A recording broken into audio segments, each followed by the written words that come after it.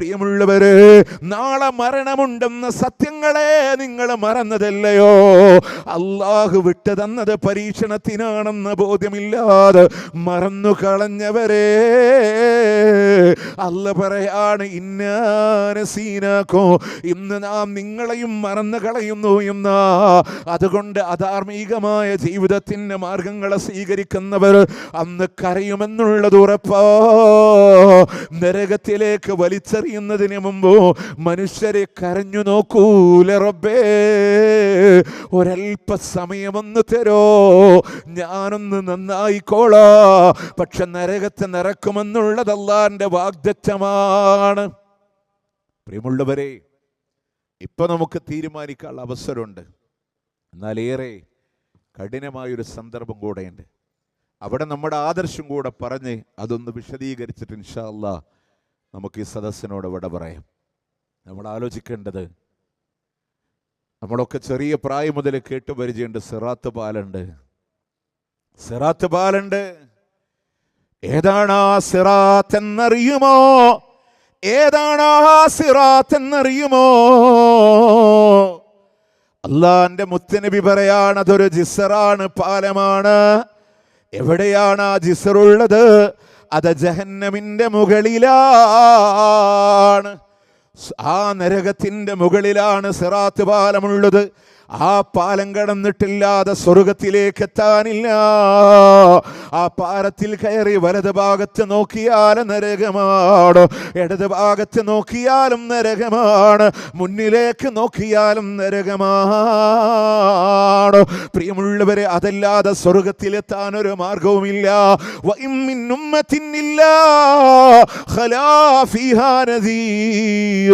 ഏതേത് സമുദായത്തിലേക്ക് താക്കീതുകാര് കടന്നു വന്നിട്ടുണ്ടോ, ആ നബിമാരെ മുഴുവനും വന്ന് അവരല്ലാതെ ആരും സംസാരിക്കാത്ത ലോകത്തില് അന്ന് നബിമാരെ പോലും പറയുന്നത് റബ്ബി സല്ലിം, അല്ലാഹുവേ രക്ഷപ്പെടുത്തല്ലോ. പ്രിയമുള്ളവരെ, കടന്നു വരാതെ സ്വർഗത്തിൽ പോകാൻ പറ്റോ? വഇമ്മിൻകും ഇല്ലാ വാരിദുഹാ കാന അലാ റബ്ബിക ഹത്മൻ മഖ്ളിയാ.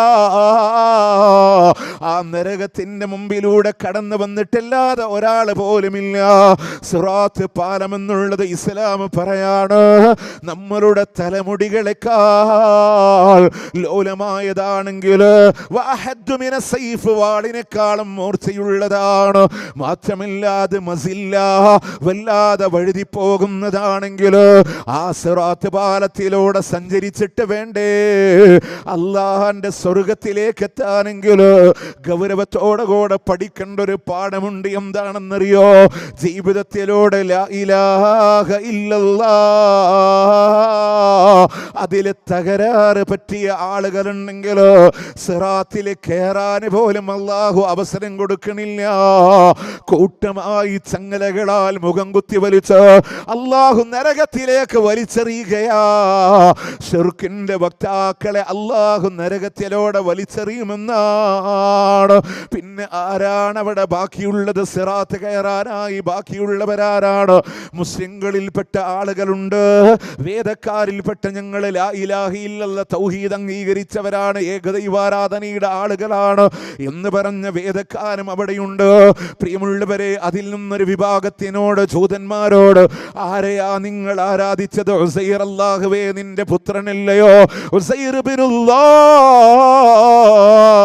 ഉസൈർ നിന്റെ പുത്രനായത് കൊണ്ടാണ് ആരാധിച്ചത് എന്ന് പറയുമ്പോ അല്ല പറയാണ്, എനിക്ക് സന്താനമില്ല, അവരെയും നരകത്തിലാണെങ്കിൽ ഈസാ അലൈഹിസ്സലാത്തു വസ്സലാമിനെ ആരാധിച്ച ആളുകളോട് ഈസാ നബി എന്ന് എനിക്കൊരു പുത്രനുമില്ല, എനിക്കൊരു ഇണയുമില്ല, അതുകൊണ്ട് അവരെയും അല്ലാഹു നരകത്തിലേക്ക് വലിച്ചെറിയുകയാ.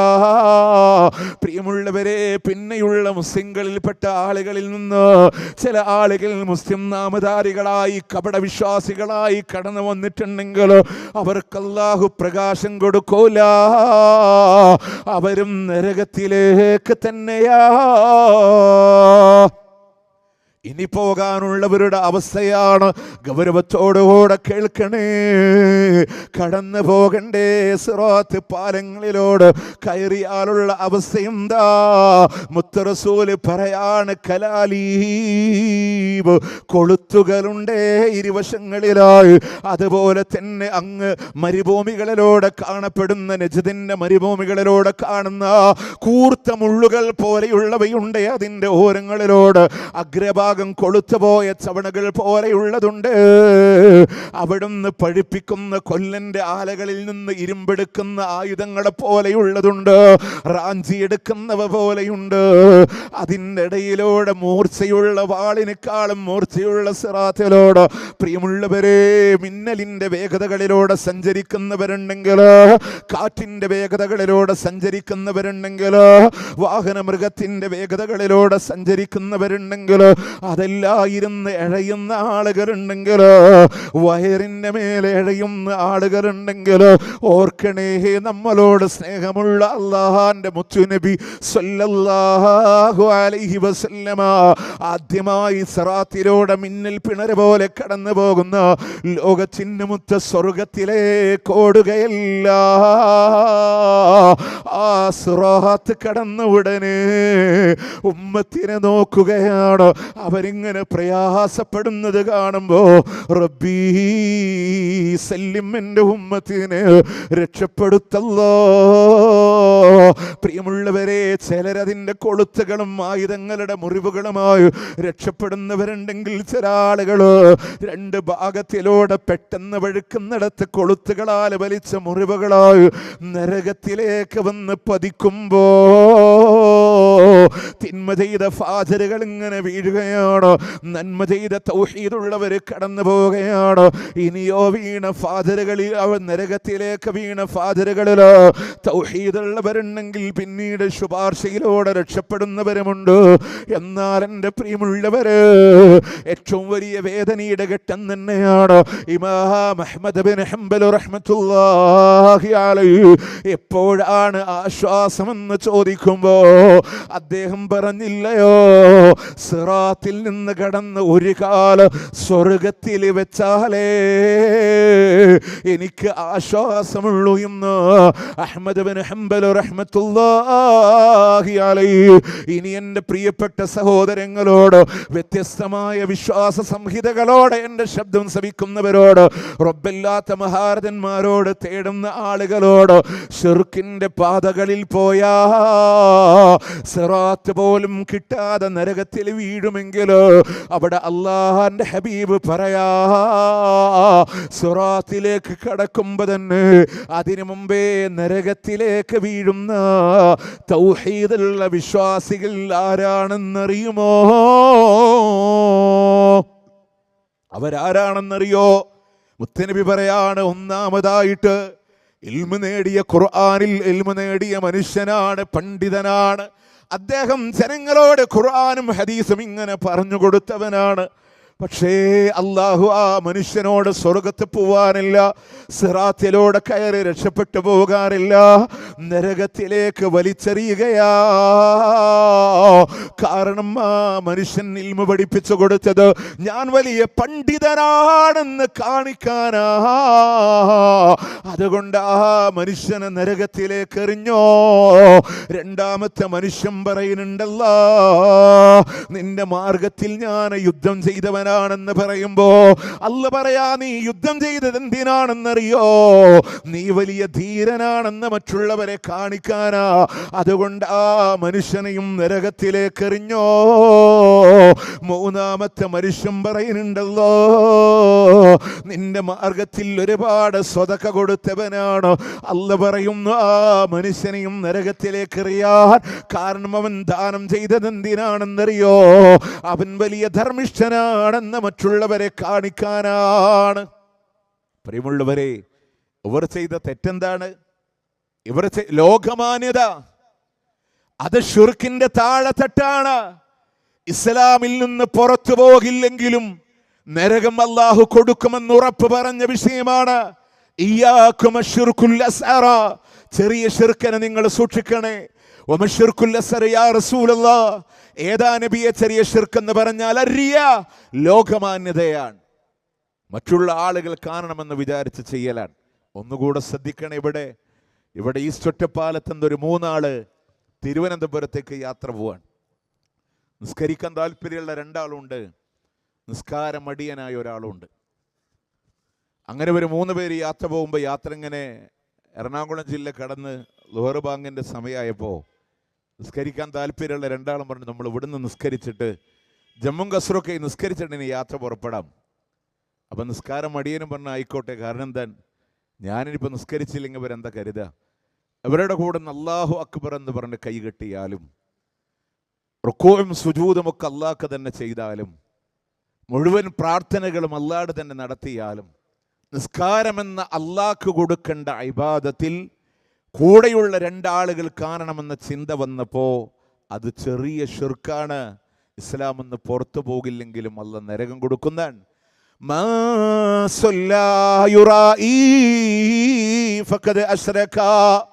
മറ്റുള്ളവരെ കാണിക്കാൻ വേണ്ടി ആര് നമസ്കരിച്ചുവോ അവൻ ഷിർക്കാണ് ചെയ്തത് എന്നാ.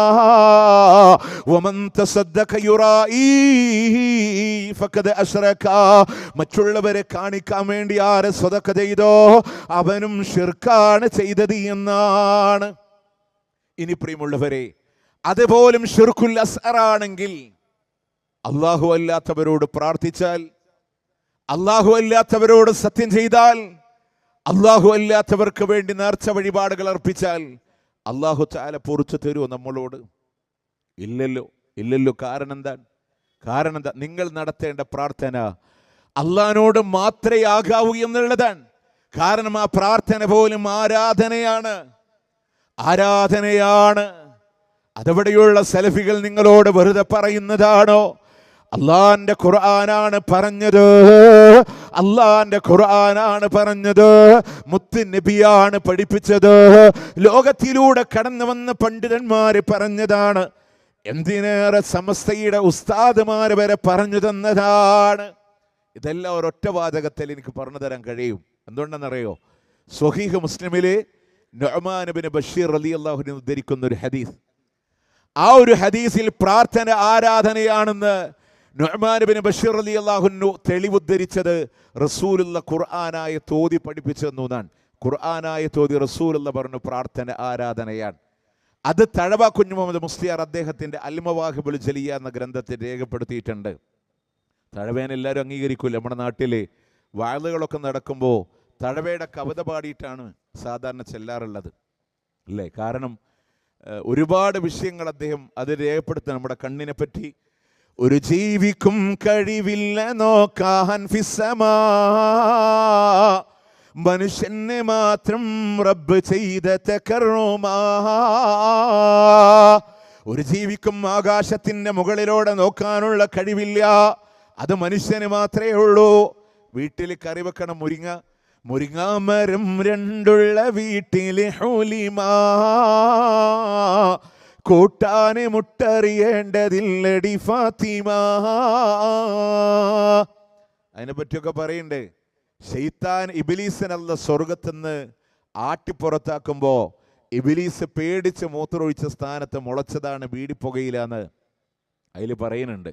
നമുക്ക് ചോദിക്കാനുള്ളത് അത് പ്രമാണമൊന്നുമല്ല, പക്ഷെ തിന്ന് നടക്കണോ വലിയാവോ ഇല്ലേ എന്നുള്ളതാണ് നമുക്ക് ചോദിക്കാനുള്ളത്. അപ്പോൾ അതിൽ അദ്ദേഹം ഇങ്ങനെ ഓരോ വിഷയങ്ങൾ ഇങ്ങനെ ക്രമീകരിച്ച് വന്നിട്ട് അദ്ദേഹം പറയുന്ന ഒരു വാക്കുണ്ട്. എന്താണെന്നറിയോ? പ്രാർത്ഥന ഇബാദത്താ ഹബീബേ എന്ന് നുഅ്മാൻ അവർ പറയുന്നു നബിയിൽ നിന്ന്. അത് മാത്രമല്ല ഇബാദത്തിന്റെ മജ്ജയാ, പ്രാർത്ഥന ആരാധനയാണെന്ന് നുഅ്മാൻ ഇബ്നു ബഷീർ റളിയല്ലാഹു അൻഹു പ്രവാചകനിൽ നിന്ന് ഉദ്ധരിക്കുന്നുണ്ട്.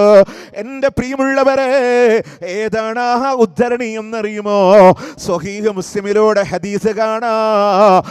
നുഅ്മാൻ ഇബ്നു ബഷീർ റളിയല്ലാഹു അൻഹു സമിഅതു നബിയ സല്ലല്ലാഹു അലൈഹി വസല്ലം അദ്ദുആഉ ഹുവൽ ഇബാദ. നുഅ്മാൻ ഇബ്നു ബഷീർ റളിയല്ലാഹു അൻഹു പറയാണ്, അല്ലാഹുവിൻ്റെ റസൂൽ പറയുന്നതായി ഞാൻ കേട്ടിട്ടുണ്ട്, പ്രാർത്ഥന എന്ന് പറഞ്ഞാൽ അത് ആരാധനയാണ്. സുമ്മ ഖറഅ, എന്നിട്ട് അള്ളാന്റെ പ്രവാചകൻ ഓതി കൊടുക്കുകയാണ് സൂറത്തു ഗാഫിറിൽ 60-ാമത്തെ ആയത്ത്. വഖാല റബ്ബുകും ഉദ്ഊനി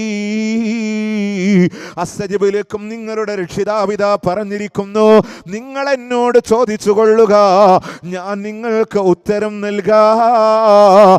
ഇന്നല്ലദീന യസ്തക്ബിറൂന അൻ ഇബാദതി, നമ്മോടുള്ള ആരാധനയിൽ ആര് അഹങ്കാരം കാണിക്കുന്നുവോ സയദ്ഖുലൂന ജഹന്നമ ദാഖിരീൻ,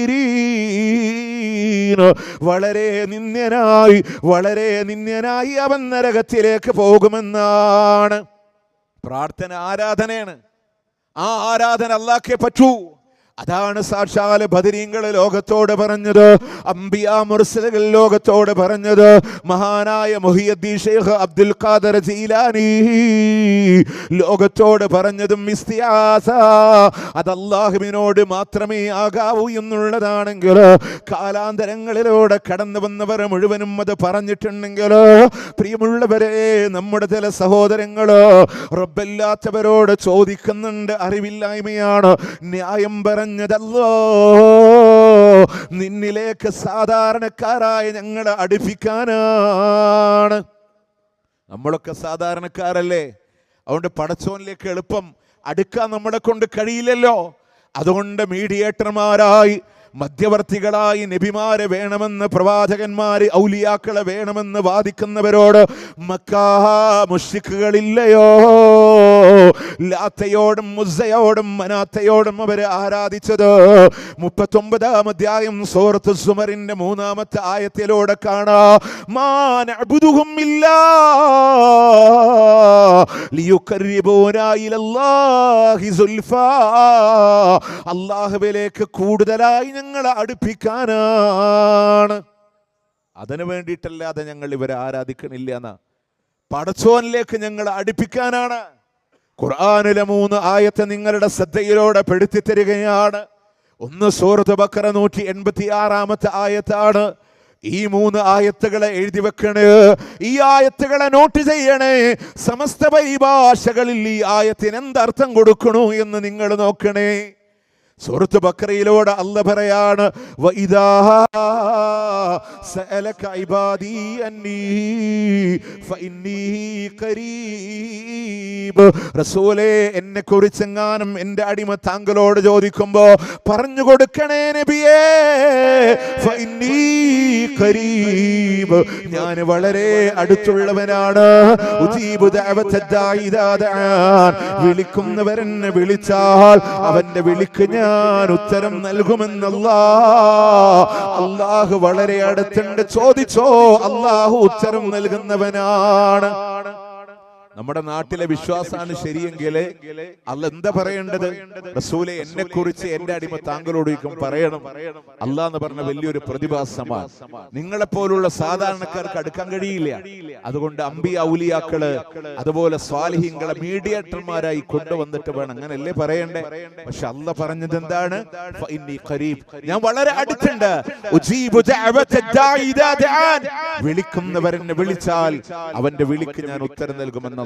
അടുത്ത ആയത്ത് സൂറത്ത് ഗാഫിറിലെ 60-ാമത്തെ ആയത്ത്, വഖാല റബ്ബുകും ഉദ്ഊനി അസ്തജിബ് ലക്കും, നിങ്ങളുടെ രക്ഷിതാവിതാ പറഞ്ഞിരിക്കുന്നു, നിങ്ങൾ എന്നോട് ചോദിക്ക, ഞാൻ നിങ്ങൾക്ക് ഉത്തരം നൽകാം.